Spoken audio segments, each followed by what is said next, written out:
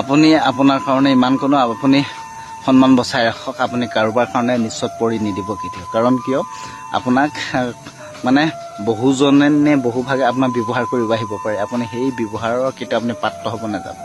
আপুনি এজন সাহসী মানুহ ন, আপুনি সাহসী হৈ থিয় দিয়ক, আপুনি সাহসী হৈ যুঁজক। আপোনাক কোনোবাই দুখ দি গ'ল বুলি আপুনি কেতিয়াও ভাগৰি নপৰিব। জীৱন যুদ্ধ কৰিব লাগিব। জীৱন মানে সংগ্ৰাম। আমাৰ সংগ্ৰামৰ অবিহনে আমাৰ জীৱনৰ কোনো সফল হ'ব নোৱাৰে। সেইটো কাৰণে মই এটাই ক'ব বিচাৰোঁ, নিজৰ কৰ্মক লৈ ব্যস্ত হওক। এনেই যি টি কামত লৈ আপুনি ব্যস্ত হৈ লাভ নাই। আপোনাক কোনোবাই দুখ দি আঁতৰি গৈছে, আপুনি তাক লৈ মাথা নেমাৰিব। কাৰণ কিয় আপোনাক তেওঁহে আঁতৰি গৈছে।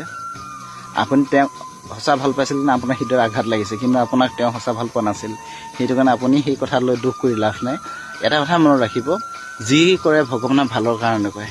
আপোনাৰ পৰা তেওঁ আঁতৰি গৈছে, কিন্তু আপোনাৰ কাৰণে আৰু এনেকুৱা 10জন ৰখি আছে। সেইটো কথা মনত ৰাখিব। আপুনি সময়ত মানে কি বুলি কয়তো নিৰ্বাচিত কৰিব নোৱাৰিব। মানে সেই কোনটোক ল'ম, মানে কাৰ লগত মই সম্পৰ্ক ৰাখিম, কাৰ লগত থাকিম, আপুনি এইটো মানে নিজে কৰিব নোৱাৰা হৈ যাব।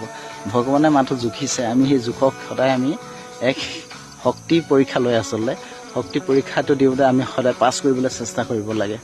আকৌ কৈছোঁ, আপোনাক কোনোবাই বিশ্বাসঘাতকতা কৰিছে, আপুনি চিন্তা নকৰিব। আপোনাৰ কাৰণে 10জন ৰখি আছে বা 10গৰাকী ৰখি আছে।